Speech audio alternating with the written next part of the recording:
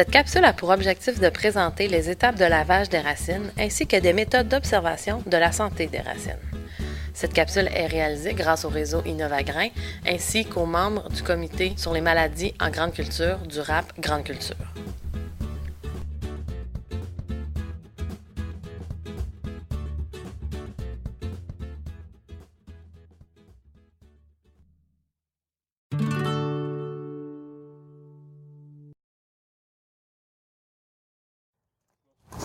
OK. Moi, je vais vous présenter un équipement qui nous permet de faire du lavage de racines directement au champ, sans avoir à ramener les plants à la ferme pour être capable de faire le lavage puis l'interprétation des racines.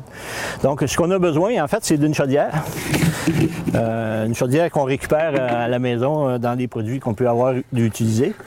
Et je vous présente la petite pompe qui sert à pomper l'eau de la chaudière. On voit l'eau dans la chaudière. La petite pompe avec un embout, donc il y a une prise positive, une prise négative. J'ai un grillage que j'ai dans ma chaudière, que j'installe en surface. Mon tuyau va s'installer dans la chaudière et la pompe va pomper tout simplement de l'eau pour laver mes racines. Là, je vais vous montrer comment on lave les racines au champ directement. C'est sûr qu'en fin de saison, quand les mottes de racines sont très grosses, c'est plus difficile. Mais en début de saison, c'est quand même assez facile. Les mottes sont quand même assez faciles. Donc, je vais juste pomper l'eau sur mon grillage. Donc, on lave les racines un premier coup. On va émietter. On va laisser tomber la terre dans le fond. On continue.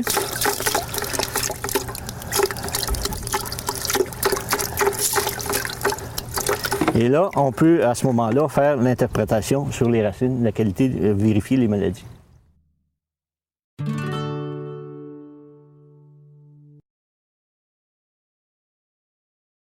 Donc, voici le matériel que ça prend là, pour faire un échantillonnage de racines à la ferme, là, chez le producteur, et puis pour observer, voir s'il y a des problèmes de maladies aux racines. Donc, premièrement, c'est sûr que ça prend une pelle pour pouvoir prélever les racines sans les briser, là, un peu comme pour les transplanter, là, puis pas briser les racines, une pelle. Idéalement, on traîne notre matériel dans une chaudière, c'est plus facile à traîner au champ. Donc, ce qu'on a, d'abord, on a des sacs à échantillonnage parce que dans le champ, on va mettre nos plantes là-dedans pour les ramener près de la ferme où on va les laver. Ensuite, les deux types de grillage, c'est pour supporter les plantes lors du lavage. On va installer ça sur une chaudière, puis on va appliquer les plantes pour supporter les racines pour pas qu'ils brisent. Ça, c'est pour des plus grosses plantes. Et puis ici, c'est pour des plantules là, qui sont beaucoup plus fragiles. On a un grillage plus fin là, pour les supporter pendant le lavage pour pas que les racines se brisent. Ensuite, ça prend des essuie-tout blancs qui vont servir à éponger les racines. Et puis aussi, on va déposer les racines sur l'essuie-tout pour pouvoir voir le contraste entre les parties saines des racines et puis les parties où il y a des maladies ou des problèmes d'insectes encore. C'est à peu près le matériel que ça prend. Donc, c'est facile à trouver un peu partout là, dans les magasins. C'est du matériel commun.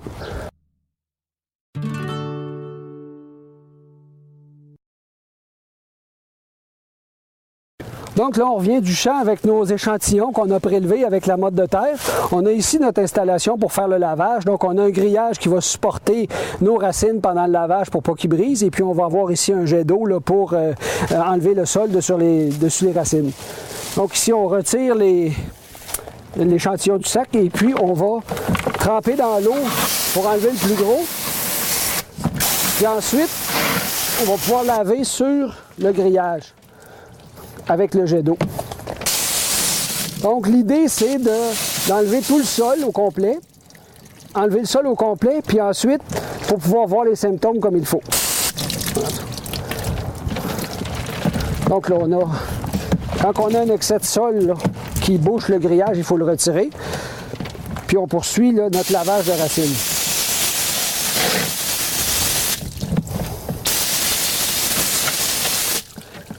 Donc ici, c'est sûr qu'ici, on a un sol argileux, donc c'est plus difficile là, que d'autres types de sols plus légers. Dans certains cas, même seulement le saucer dans l'eau, puis les racines sont pratiquement prêtes à observer. Mais dans ce cas ici, c'est un peu plus de travail. On peut aussi, quand il y a des mottes de sol un peu plus difficiles à laver, les écraser un peu pour les faire passer au travers du grillage, puis les finir avec le jet d'eau. Une fois qu'on a terminé le lavage, avant de faire l'observation, si on a d'autres racines à laver, ce qui est important, c'est d'envelopper nos racines dans un essuie-tout pour garder l'humidité en attendant de faire l'observation. Parce qu'une racine qui a été lavée, une fois qu'elle est séchée, c'est difficile de voir les symptômes parce que les parties blanches deviennent beige et puis c'est difficile de voir les contrastes. Donc, on a une racine de fait ici. Ici, on va passer avec un autre échantillon qu'on a fait tremper toute la nuit là, dans le même sol argileux que tantôt pour montrer que ça va nous donner une chance là, pour le lavage. Donc, on a ici notre grosse motte qui a trempé toute la nuit. Je la sauce dans l'eau du bac et puis on voit qu'on a déjà quand même un bon bout de fait là, dans le lavage de la racine. Le trempage, là, ça aide dans ces cas-là. Donc, on voit que dans ce cas-là, ça a été pas mal plus vite là, après avoir fait le trempage là, que la racine précédente.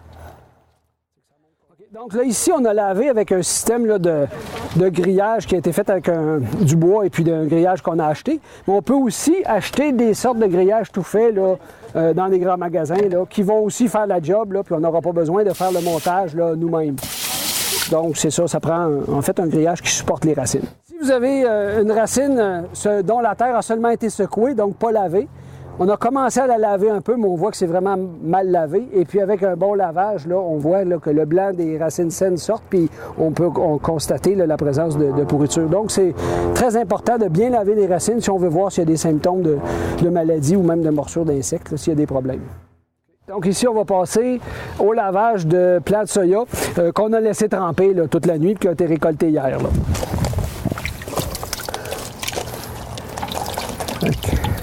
Fait qu'on voit la motte de terre là, qui est quand même très ramollie par le trempage. Puis on enlève facilement là, la quantité de terre qui cache les racines, si on veut. Donc on passe au lavage. Donc, ce qui est important, c'est d'enlever tout le sol pour qu'on puisse voir les symptômes de maladie s'il y a lieu. Puis dans le cas du soya, bien, c'est sûr, si on veut observer les nodules, il ne faut pas aller avec un jet d'eau quand même trop fort non plus. Donc maintenant, on passe au lavage de plants de céréales qu'on a fait tremper aussi toute la nuit. Vous voyez encore ici là, la motte de terre détrempée.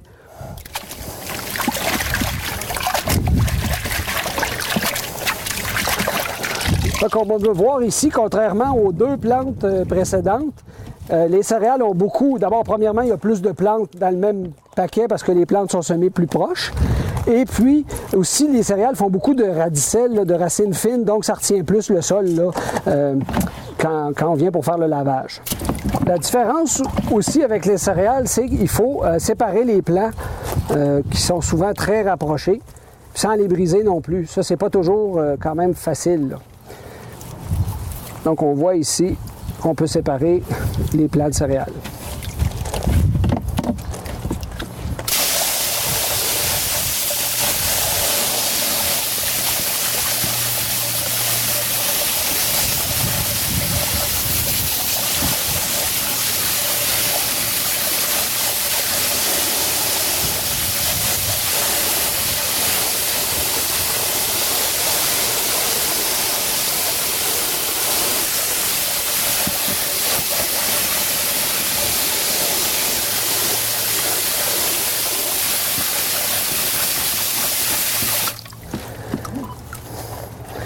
C'est certain aussi, une autre remarque importante, là, que le stade d'avancement de la croissance des plantes va augmenter ou non là, la durée du lavage. Là. Comme ici, on a quand même des céréales pas mal avancées. On aurait même pu récolter des plantules là, après quelques semaines, là, ou même 2 semaines, puis voir s'il y a des maladies aussi.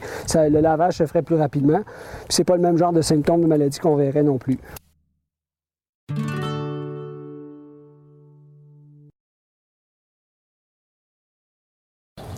Bon, maintenant, les plantes sont lavées et bien lavées. Donc, c'est le temps d'observer maintenant s'il y a des présences de maladies sur les racines. Donc, on a ici les plants de maïs. Donc, vous voyez ici, il y a la graine à partir de laquelle les racines séminales, c'est les premières qui commencent. Ensuite, c'est les autres vont se développer. Donc, on voit ici que dans ce plan-là, il n'y a presque pas de maladie. On voit quand même un petit symptôme ou deux ici, mais c'est vraiment minime. Là. La majorité des racines sont blanches là, et assez bien développées. Si on prend maintenant des plants venant d'une autre parcelle, là, on voit ici d'abord les plants sont plus petits. Et puis aussi, on voit qu'il y a du brunissement. Avec le fond blanc, là, on est capable de bien voir le contraste, là, les parties brunies des racines. Donc, on voit ici que c'est les pointes de racines qui ont été attaquées, ou dans certains cas, c'est pratiquement comme ici, on peut voir, pratiquement dans le milieu de la racine, là, il y a un champignon qui est attaqué là. Donc, ces bouts de brun-là, c'est des champignons qui ont commencé à causer des maladies. Donc, c'est sûr qu'à l'œil comme ça, c'est impossible de dire c'est quelle maladie ou quel champignon qui a causé ça. Il faut absolument envoyer ça au laboratoire de diagnostic pour qu'ils fassent des analyses là, avec des milieux de culture pour détecter c'est quel micro-organisme qui a attaqué. Ici, vous voyez l'importance d'envoyer des plants sains par rapport à des plants qui ont des maladies pour aider le lab de diagnostic à bien comparer là, des plants sans maladie avec d'autres. Puis aussi, là, ici, on a des racines blanches dans tous les cas. Mais dans certains cas, il peut y avoir des variabilités avec des cultivars là, où il y a certaines racines peuvent être plus beiges. Donc, c'est toujours important d'avoir un témoin là, sain puis un témoin avec de la maladie. Donc, ça, c'est pour le maïs. Maintenant, on va passer à l'observation de racines de plants de soya. Donc, on a ici 2 plants. On voit ici que c'est sûr que ce n'est pas le même système racinaire là, que le maïs. Donc, on voit que c'est une racine pivotante avec des racines secondaires. Dans ce cas ici, bon, on ne peut pas dire que la racine est complètement blanche, là. Il y a quand même des spots bruns un peu partout. Puis, c'est la plus saine qu'on avait dans le lot présentement. Puis, on compare ici avec un autre qu'on a prélevé, où on voit vraiment ici nettement qu'il y a des parties où la pourriture a commencé. On voit qu'il y a plus de brun dans celle-ci, là. Que dans l'autre. Fait que si on observe ça, la quantité de brun. Dans certains cas, on observe aussi au collet. Ici, c'est moins évident que dans d'autres cas, mais il y a du brun au collet, puis des fois, le collet va renfler aussi. Ça, c'est un signe de maladie aussi d'un champignon qui a attaqué là. Fait qu'on voit 2 intensités ici de maladie. Puis aussi, l'autre chose qu'il faut observer, c'est que les nodules ici, c'est ça qui fixe l'azote. On peut les couper pour voir s'ils sont en bonne santé. Puis on voit l'intérieur est rose, là. On peut voir ici l'intérieur rose. Ça veut dire que les nodules, ils sont en train de fixer l'azote. Dans certains cas, quand il y a beaucoup de maladies, des fois, les nodules sont mous et bruns. On peut les écraser puis on voit qu'il y a un problème de maladie. Donc, ça donne un peu une idée quoi observer là, sur des racines de soya. Donc ici, nous sommes rendus à observer un plant de blé. Dans les échantillonnages qu'on a fait pour la démonstration, aujourd'hui, on n'a pas trouvé de maladie. Donc on voit ici comme un plant de blé, c'est la même structure que le maïs en fait. On voit ici, la graine était là. Ça, c'est à partir de là, les racines séminales vont se développer. Il y a la zone qui est le rhizome ici, et puis les racines secondaires. Mais dans ce cas ici, on voit que les racines sont toutes saines, et même le collet est sain. Des fois, on voit du brunissement ici, mais c'est complètement sain. Puis tous les échantillons qu'on a ramassés tantôt étaient tous sains, comparés à une plante saine. Ça, c'est une photo qui a été prise sur des plantes qui avaient été récoltées lors d'un inventaire dans des champs. C'est des plantes qui étaient à quelques centimètres de distance. Donc, d'abord, ce qu'on voit ici, c'est que ces semences-là avaient été traitées avec un fongicide. On voit la couleur rose ici, indique que le traitement a été bien appliqué. Ce qui est important de noter, c'est que le rhizome, qui est la partie qui sort de la graine pour aller jusqu'au plateau de talage et où les racines secondaires vont se former, le rhizome ici est complètement bruni, puis les racines séminales qui sortent de la graine sont aussi brunies. Ça veut dire qu'il y avait vraiment beaucoup de champignons dans cette semence-là, champignons pathogènes, puis que le fongicide n'a pas pu faire son effet puis empêcher la maladie. Donc, la maladie s'est développée. Puis on voit ici, étant donné que les racines sont pourries, la plante est mal nourrie, puis le collet est très petit. Si on compare à la semence... à la plante qui est issue d'une semence saine, bon, on voit ici que le rhizome est complètement sain, les racines secondaires sont saines aussi, puis le collet est vraiment volumineux là, par rapport à l'autre parce qu'il est bien nourri par des racines en santé. Puis aussi, on voit ici que les racines séminales qui sortent de la graine sont complètement blanches. Ça, c'est pour bien indiquer un cas où la maladie venait de la semence. Ce qui arrive dans d'autres cas, c'est qu'on a des semences complètement saines ou alors que le fongicide fait parfaitement son effet, mais que les champignons peuvent attaquer des racines à des parties plus éloignées de la plante ou de la graine. Donc, il pourrait avoir des attaques de champignons ici, ou aux extrémités, ou encore en plein milieu du rhizome, ou encore sur les racines secondaires. Fait que selon la place où la maladie semble commencer, ça peut nous indiquer si ça vient de la semence ou du sol. Donc, c'est un exemple là, précis dans ce cas-ci de provenance de la maladie.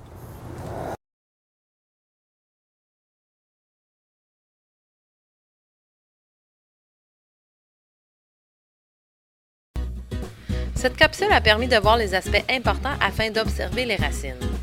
Rappelons-nous que les racines peuvent être de bons indicateurs sur la santé des cultures. Il est important de remercier le réseau Innovagrain pour la réalisation de cette capsule, le Centre des ressources pédagogiques de la Faculté des sciences de l'agriculture et de l'alimentation pour le soutien technique, les membres du comité sur les maladies en grande culture durable Grande Culture, ainsi que le sérum.